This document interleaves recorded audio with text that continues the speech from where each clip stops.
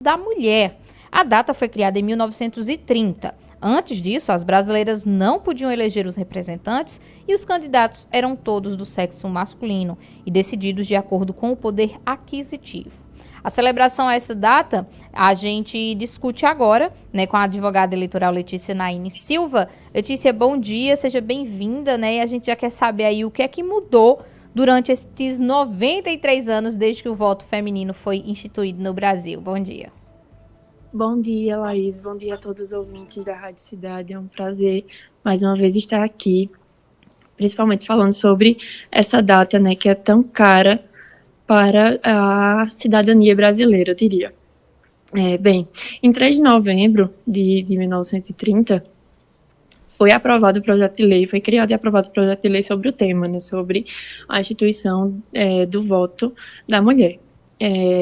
Ocorre que, após isso, houve a Revolução de 1930, onde foram suspensas as atividades parlamentares. Então, só veio, de fato, constar no Código Eleitoral Brasileiro no ano de 1932 e foi assegurado pela Constituição de 1934.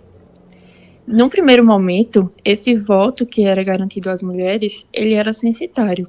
Por quê? Porque era permitido para mulheres que eram casadas, desde que tivesse autorização do marido, e se fosse para mulheres solteiras, também era permitido, desde que tivesse uma renda que era também prevista.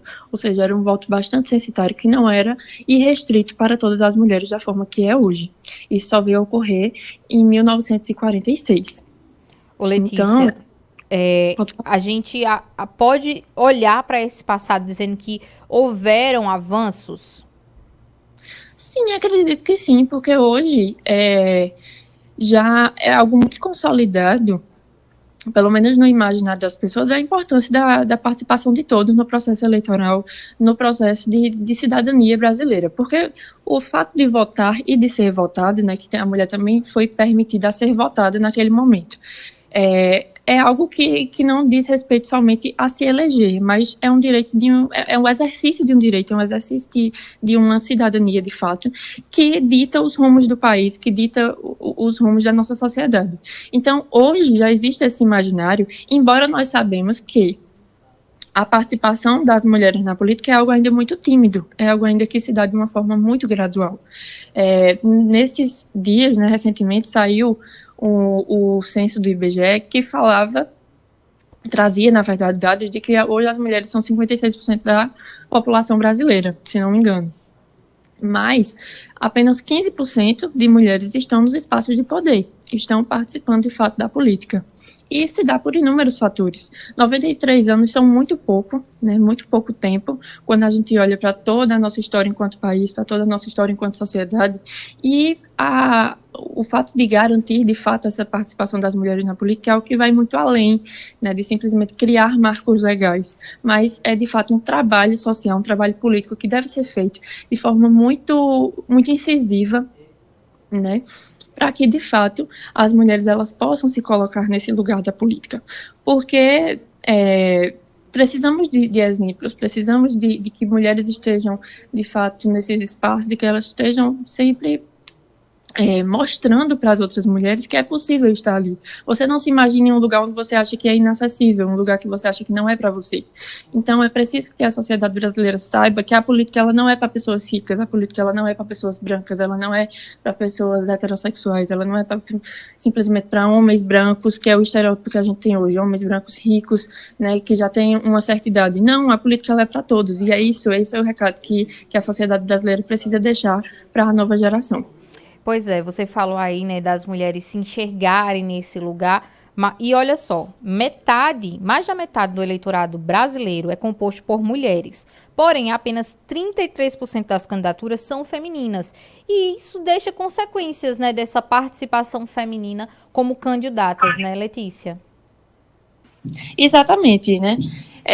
E assim, é importante que existam mulheres candidatas, mas também existam mulheres eleitas. Hoje a gente já tem uma legislação eleitoral que dá essa possibilidade de mudança, dá essa possibilidade de avanço nesse quesito da participação e de candidatura de mulheres, quando existe uma legislação que prevê a participação de 30% de um dos gêneros, né?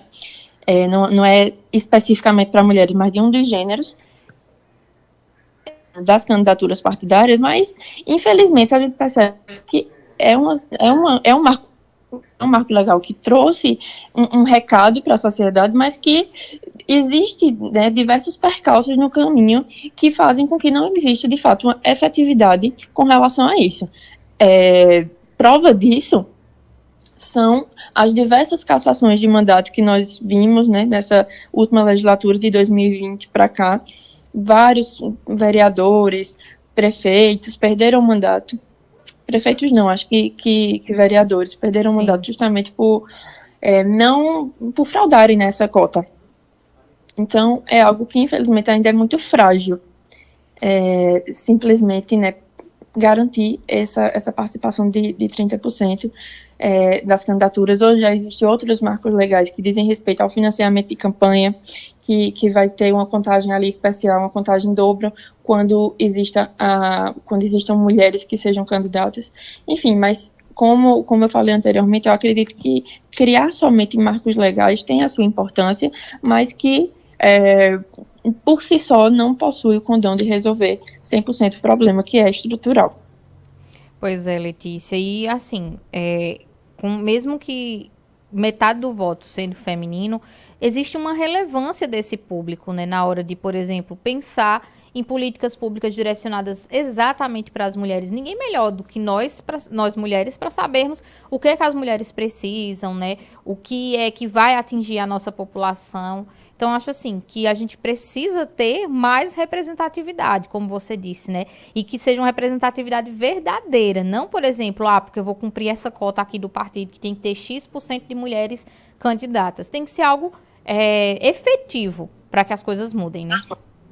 Exatamente, concordo 100%.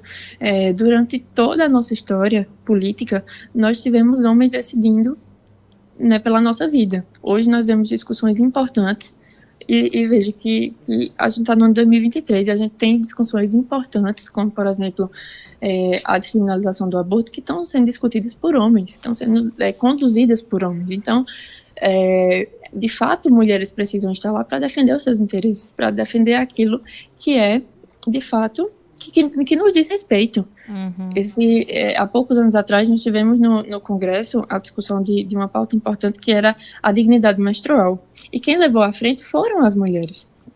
Então, se não existissem mulheres ali, seria muito mais difícil desse assunto ser tratado, ser, de fato, garantido através de uma lei. Então, nós precisamos, de fato, mudar o rumo dessa história e fazer com que mulheres passem a decidir sobre mulheres passem, né, de fato, a discutir aquilo que diz respeito à nossa vida.